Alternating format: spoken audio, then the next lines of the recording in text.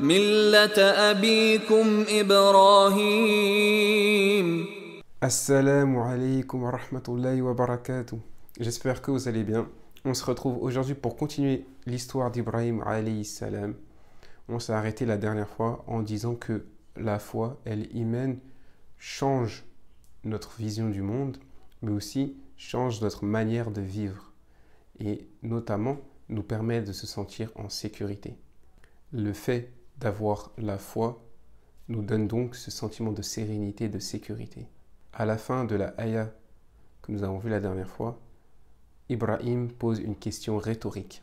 فَأَيُّ الْفَرِيقَيْنِ أَحَقُّ بِالْأَمْنِ. Lequel de ces deux groupes mérite le plus la sécurité? Si seulement vous réfléchissiez. Et il continue dans la ayah suivante, toujours sur le même argument. الذين آمنوا ولم يلبسوا إيمانهم بظلم أولئك لهم الأمن وهم مهتدون. Ceux qui ont la foi et ne l'habillent pas et ne le mélangent pas avec l'injustice, les mauvaises actions, ce sont uniquement eux qui auront la paix et qui seront guidés. On a compris que la paix, ce n'est pas uniquement quelque chose d'extérieur, mais c'est aussi quelque chose d'intérieur, être en paix intérieure. Être en paix avec soi-même, mais aussi être en paix avec le monde qui nous entoure. Chaque être humain recherche cette paix intérieure, qu'il en soit conscient ou inconscient. Et la clé de cela, c'est la foi. Elle y mène. On peut donner l'image de l'humanité comme un mur de briques, où chaque personne est une brique. Si une personne n'est pas en paix avec elle-même, c'est comme si la brique était instable. Et si plusieurs briques sont instables, l'humanité s'écroule. Il faut donc, pour que l'humanité soit en paix, que chaque individu soit en paix, et le seul moyen pour cela, c'est la foi. Et cette paix intérieure, cette foi se répand, comme une lumière. Celui qui a une foi forte la répand autour de lui, et les gens autour de lui se sentent plus apaisés. Mais à l'inverse, celui qui est instable, celui qui est perturbé, perturbe son entourage. On l'a tous déjà ressenti, quand on est à côté de quelqu'un de très en colère ou de quelqu'un de triste, il va être difficile d'être très joyeux et on va se sentir influencé par cet état d'esprit et par ses sentiments. Et c'est de cette manière que les calamités peuvent arriver. Quand des gens qui ont du pouvoir ont cette instabilité autour d'eux et créent le chaos sur Terre. On peut me penser à des dirigeants de certains pays ou à des figures historiques comme Pharaon, qui justement avait cette instabilité au fond de lui, qui n'avait pas la foi dans son cœur et donc qui a propagé l'injustice autour de lui et sur la terre. Le mot iman a la même racine que aman, qui veut dire la paix et la sécurité, tandis que l'islam a la même racine que salam, qui veut aussi dire la paix. Ainsi, on sent que dans notre religion, ces concepts sont importants et primordiaux. On comprend donc que notre foi nous permet de stabiliser notre cœur dans toutes les situations.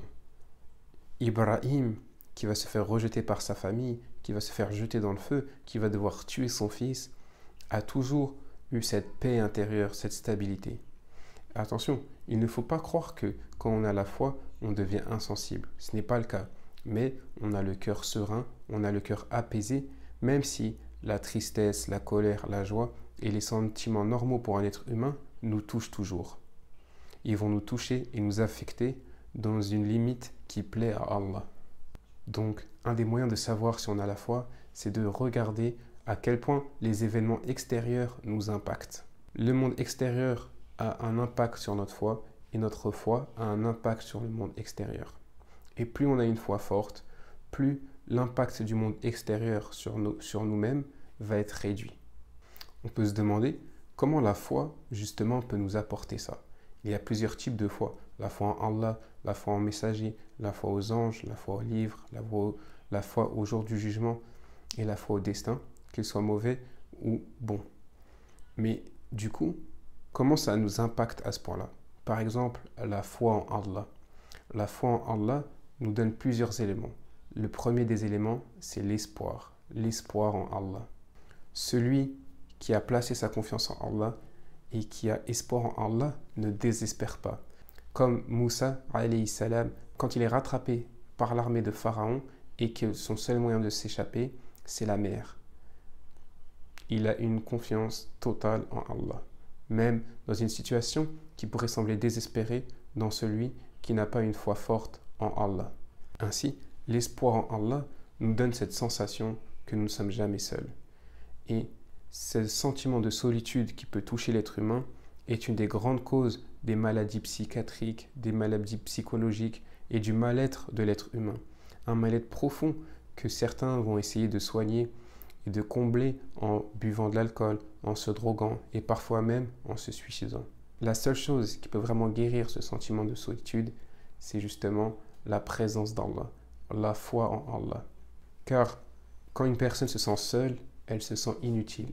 Et c'est pour ça que certaines personnes vont même jusqu'à faire des actions graves, désobéir, être méchants, pour être réprimandés et enfin se sentir utiles. La croyance en Allah fait que nous savons que nous avons un but sur terre et que nous ne sommes pas seuls. Et qui, donc, parmi les prophètes, est plus seul que Ibrahim alayhi salam, le seul croyant à son époque, le seul croyant de son peuple, qui a personne pour le suivre. Mais celui qui a Allah dans son cœur sait que Allah l'aime plus que tout et le protège. Et c'est cette croyance-là qui apaise le croyant. Il y a aussi la croyance que nous sommes dépendants de lui, que c'est lui qui nous donne tout et que nous sommes dépendants de lui. Dans toutes nos relations de dépendance, par exemple avec notre famille, nos parents, nos épouses ou nos enfants, on peut être déçu, on peut se faire trahir, car plus nous sommes proches avec quelqu'un, plus nous lui ouvrons notre cœur. Mais ça laisse aussi de la place à la trahison et à la déception. Or, le fait de s'ouvrir complètement à Allah n'a jamais comme conséquence la déception et le désespoir, car on sait qu'il nous pardonne, on sait qu'il nous aime, on a donc cette dépendance avec Allah, où nous sommes humbles, nous nous ouvrons complètement à lui, car nous savons qu'il sait déjà tout de nous et nous n'avons rien à lui cacher, car nous ne pouvons rien lui cacher. Et cet effet libérateur de savoir que quelqu'un qui veut notre bien nous écoute et que nous pouvons être humbles, humiliés devant lui est une source de réconfort incroyable pour le croyant. Car nous savons que tant que nous nous repentons et que nous venons vers lui, il ne va pas nous abandonner et il va continuer de nous aimer et de nous guider. Et comme il est le pardonneur, il n'est pas rancunier et il va nous pardonner nos erreurs et nos fautes et continuer de prendre soin de nous. Et enfin, toujours dans la croyance, le fait de savoir que c'est notre Rabb implique la soumission, le fait que nous soyons ses serviteurs, ses esclaves. Et la soumission est quelque chose de libérateur pour l'esclave, car en tant qu'être humain, il fait partie de notre nature de tout vouloir contrôler. Qu'est-ce que je vais faire la semaine prochaine? Comment mon projet va avancer? Qu'est-ce que je serai dans 10 ans? Comment vont être mes enfants? Où je vais habiter? Etc., etc. Ça fait partie de notre nature de tout vouloir contrôler, planifier.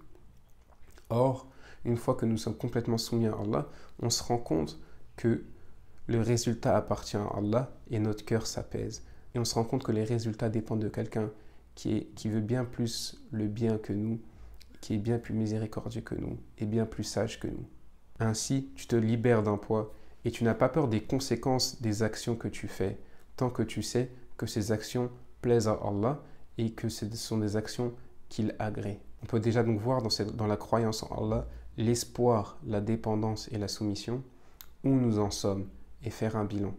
Est-ce que j'ai un problème de paix intérieure? Et si j'ai un problème de paix intérieure, c'est peut-être que j'ai un problème dans ma foi avec Allah, dans ma relation avec Allah. Donc la foi qui est à l'intérieur a un impact sur notre extérieur. Comme l'a dit notre prophète Mohammed alayhi salam, le croyant, les gens sont à l'abri de la langue et de la main du croyant. Car s'il a une foi pure, il ne va pas agir de la mauvaise manière. Car la foi ne suffit pas, comme on l'a vu dans ce passage. Il faut que cette foi ne soit pas mélangée avec les mauvaises actions. Si à chaque fois que je pense à un frère ou à une personne, je pense à des choses négatives, c'est que j'ai aussi un problème dans ma foi. Car la base, c'est le bon soupçon et l'amour entre frères. Et donc, si nous arrivons à voir la foi nous serons en paix avec nous-mêmes et nous allons pouvoir construire une famille apaisée. Et si nous avons une famille apaisée, nous allons pouvoir construire une communauté apaisée. Si nous avons une communauté apaisée, nous allons pouvoir construire un pays apaisé. Ainsi de suite. Tel est l'objectif. Être apaisé, et le seul moyen d'atteindre cet objectif, c'est la foi en Allah.